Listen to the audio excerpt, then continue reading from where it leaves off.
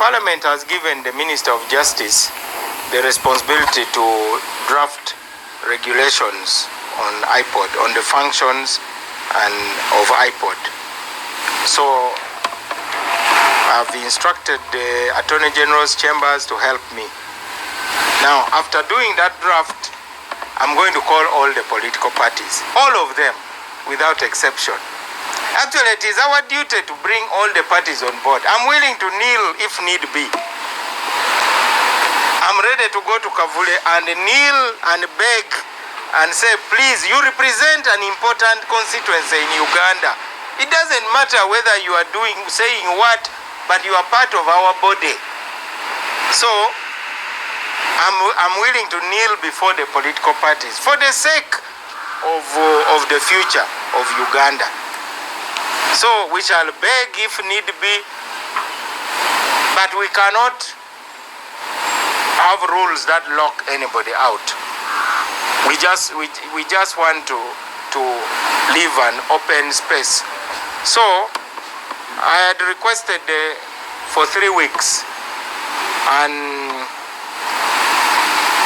this is going to be, I think we now have about a week to go. So the Attorney General's chambers will give me the draft. Then we will share the draft for comments.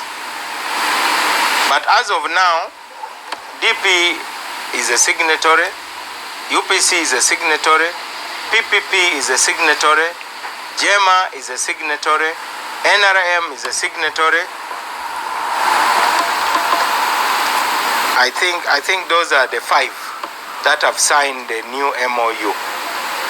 So I've got a letter from FDC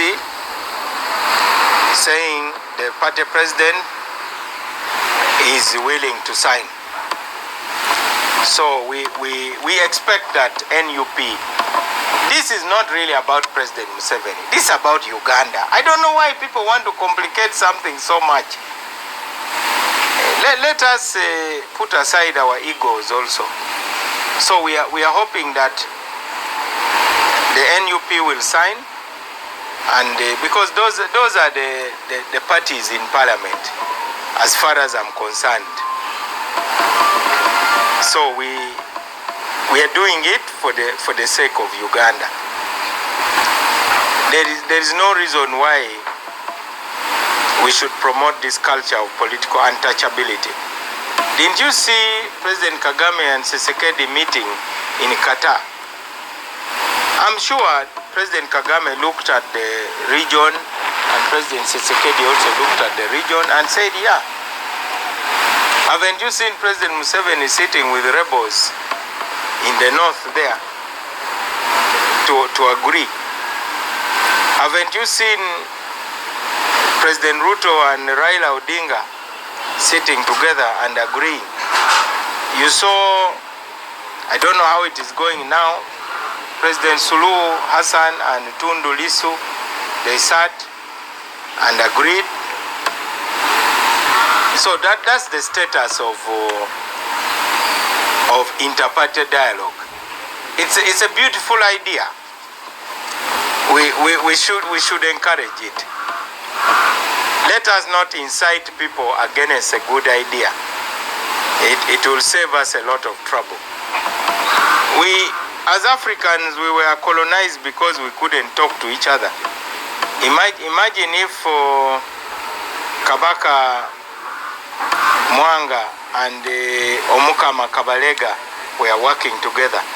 The British were never going to colonize us. But because they were busy fighting each other, we were colonized. By the time they woke up to become allies, it was too late. Now you see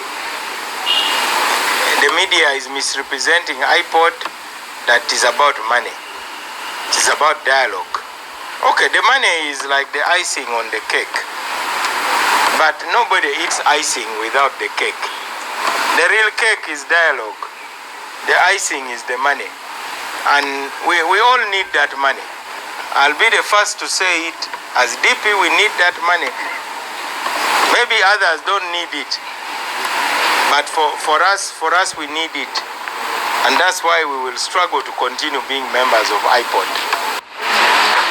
I have said before that as a DP, we have taken our proposals on changing the electoral system up to the IPOD summit. We don't agree with the way we are electing leaders now. In fact, our electoral reforms are not even in the Supreme Court proposal. Those Supreme Court proposals are cosmetic. For us, we are proposing fundamental reforms which will allow citizens to have a very short election period. Why should we spend 4 months in elections? What we are proposing is proportional representation. The President has said it needs to be studied, but we will not give up. We will keep on campaigning for it. We are even proposing to cut the size of the parliament so that an MP represents a minimum of 150,000 people. A minimum. Now you find each constituency, I don't know, there may be. Then Nakawa is probably over 500,000 people, if not more. That disparity has got to be dealt with. We are proposing even an upper house, a second upper house. I cannot speak for the reforms that came from Supreme Court so much, because I think they are really not going to change. But more importantly, we need to change the political culture in this country. And you can only change political culture by what leaders say.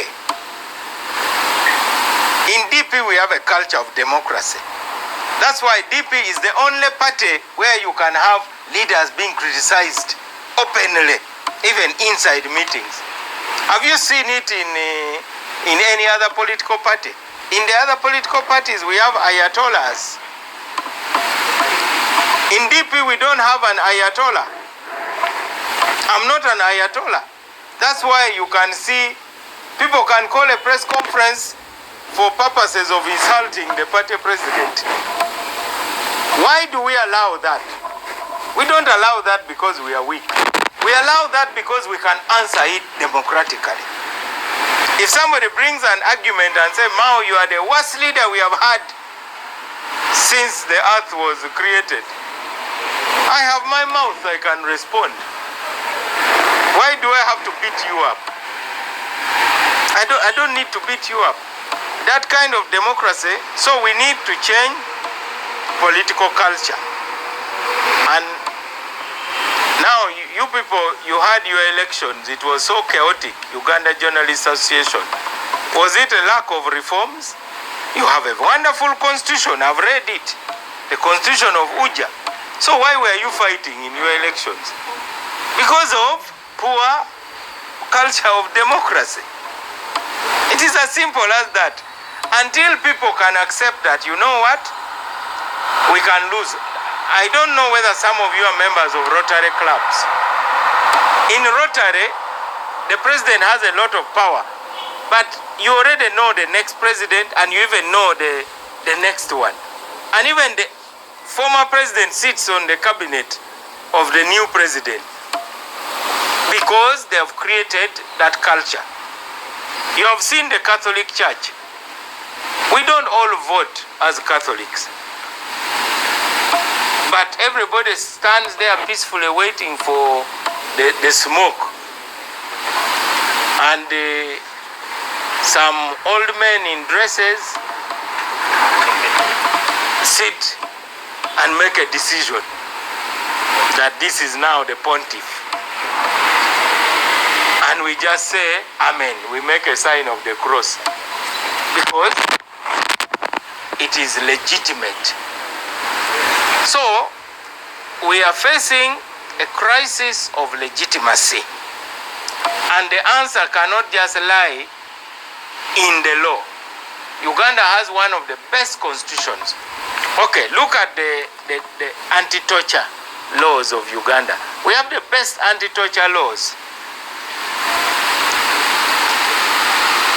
Has anybody ever said that there's need to reform the torture laws?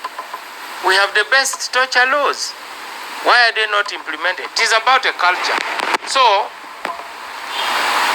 I wish you would just simply be frank and blame us, the top leaders of political parties. So, you would ask, why does President Museveni tolerate what is going on in the NRM? Why does Mao tolerate? At least in our case, it has not gone to the level of suppressing people. We have not suppressed people. In that place, you saw candidates who wanted to contest for national chairman of the party. What happened to them? You have not even given airtime to them to talk. Why? You, NTV and NBS, why are you not calling those presidential candidates to come and talk? So you are contributing to this culture of autocracy. You are major contributors. It doesn't mean that you will achieve your goal, but you must take a stand. By the way, sometime in life, you just need to take a stand. You may actually be impotent, incapable of achieving anything. But you have to take a stand and say, this is where I stand, and this is what I believe. And that is it. I hope that you stop having too much expectation of constitutions or good laws without a culture of the rule of law. Because what's the point of having laws if there's no culture of the rule of law? Some of you can't even access parliament. Isn't that supposed to be the people's house? So what is the problem? Today I was quarreling with some police officers in some government office. Their job is to ensure security. But now they want to interview you. What are you going to do? What paper is in that envelope? That's none of your business. When you go to the US Congress, they just check you to ensure that you are not carrying a bomb. Then you go and sort yourself out with the people who work in the building. Now you turn government offices into a barracks. That's why right now the Ministry of Justice is the most open ministry. You try it, you come there. No one will even ask you what you have come to do. They will check you, they will ask you who you want to see, and they will advise you. So it is a cultural thing. We have to see that we change the culture. So I disagree with you that the problem is electoral reforms.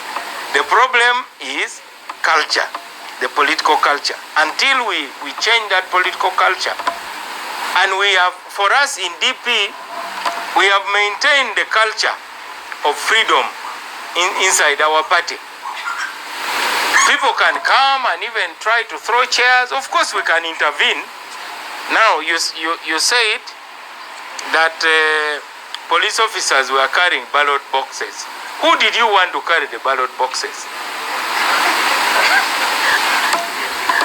Who did you want? They were ordered by the chairman of the Election Management Committee and said, security, help us move the ballot boxes. That was their job. They were on duty.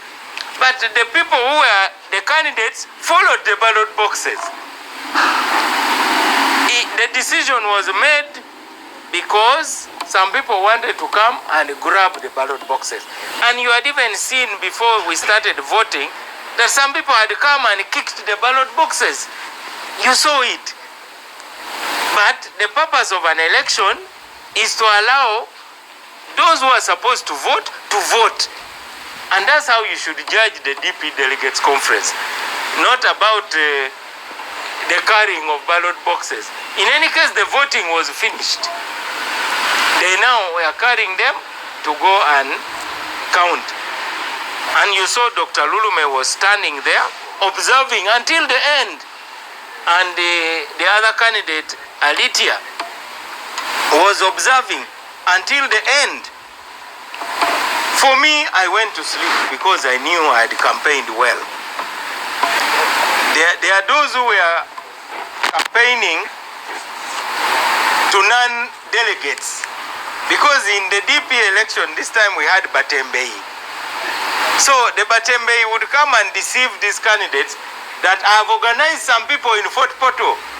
Come and talk to them, they are delegates. So they go and meet, and then they get a commission out of the money which is given to the... That's what I monitored. Because one of the candidates has so much money, he would even say, stay another night, I will pay. If you don't have clothes, I'll even buy clothes for you too. That's how much was invested. So now you reach Mbarara and you are not seeing the people you accommodated. But this is a delegates conference, you know. Because if it is an election of the Pope, but you are campaigning among catechists, you can't win because the catechists are not members of the conclave. They may love you, they may cheer you, they may drum for you, but they are just catechists, Bwana Mukulus and what. They may even be bishops. So this fellow was happy. Chikuteyo, he was campaigning. Wasting time. And yet, they had the list of delegates even. But because they did know them anyway, so somebody would even pretend and say, I am so and so. And I would see media posts, today I met delegates from this place. Today I met delegates, and I look at the pictures and I say, oh my goodness. What is this? Why are you allowing to be misled by commission agents? So that's really what happened. The problem was not moving the ballot boxes. The problem is that many people have not appreciated the fact that those who are supposed to vote, voted. Now, why did we send away some of the people? Because non-voters, non-delegates had been ferried by the deep pockets. So the chairman of the Electoral Commission said, everybody first get out. And everybody had to leave. Then they started counting one by one for the legitimate voters to come in. But more importantly, that is our internal process, and it is based on our internal rules that the players know. Like rugby. You know rugby, you don't pass the ball forward. If you have ever played rugby. Rugby, you pass the ball backward. That's their rule. You cannot pass it forward. You must play according to the rules. So those who wanted to play by their own rules naturally lost. Because you cannot address non-delegates and expect to win. That would be the mother of all miracles. And I can tell you, as someone who has ever lost a DP presidential election, some of you have forgotten that in 2005, I lost big time in Nambole. I complained for 2 days, and that was enough. It is not good to complain for too long. People move on, by the way. Eventually, people move on. Nobody wants to follow mourners. Nobody likes to be with fellow mourners all the time. You mourn a bit. Even among Muslims, I think it is 40 days. Haven't we now passed 40 days since we did the Mbarara? Yeah, so By now they should have recovered and gone to do something else. Any other question in English? Yes, ma'am. We always talk about national dialogue and reconciliation. How soon these days? The people who are campaigning for national dialogue include cultural leaders, it includes religious leaders, includes political parties. For me now, the most important dialogue is the one of political parties. You now know that IPOD has got a big boost because Parliament has finally recognized the IPOD. And now, in order to be fair, we decided that we should allow those who want to be part of IPOD to join. Because IPOD is not just about money. IPOD is actually about changing that culture. And that's why we have UN. You see, in the UN, Ukraine sits with Russia in the same room, which is a good thing. Why wouldn't Ukraine sit with Russia? Palestine sits in the same room with Israel in the UN. So, IPOD is our kind of United Nations, where those who want to remove the dictator will sit with the dictator and say, we are removing you, whether you like it or not. Because that's the best forum to assure the dictator that, by the way, in January, we are getting you out. There's nothing wrong with that. We must develop that culture. The way you could see Nancy Pelosi going to the White House and assuring Donald Trump that we cannot accept this. Now, that is what the political culture is all about. So, national dialogue must start with the political parties. If political parties only meet in Parliament, they sit there very peacefully. But why don't they want to sit and talk? So by putting IPOD now in the law, the culture of dialogue is going to take root. And also, when Parliament decided that it should be a condition of receiving funding through the National Consultative Forum, now we have got reports. FDC has now said they are willing to come and sign, and the signing will be public, you know. So you will have Amuriat sitting next to President Museveni, next to me, next to Jimmy Akena. Then you will have Chagulanyi. We will all sit together as Ugandans because they are being engaged. And these resources are national resources. And I think what matters most is to send a message to Ugandans that if I become president, this one does not need to go to exile. That is the best thing that IPOD will achieve, to send that message.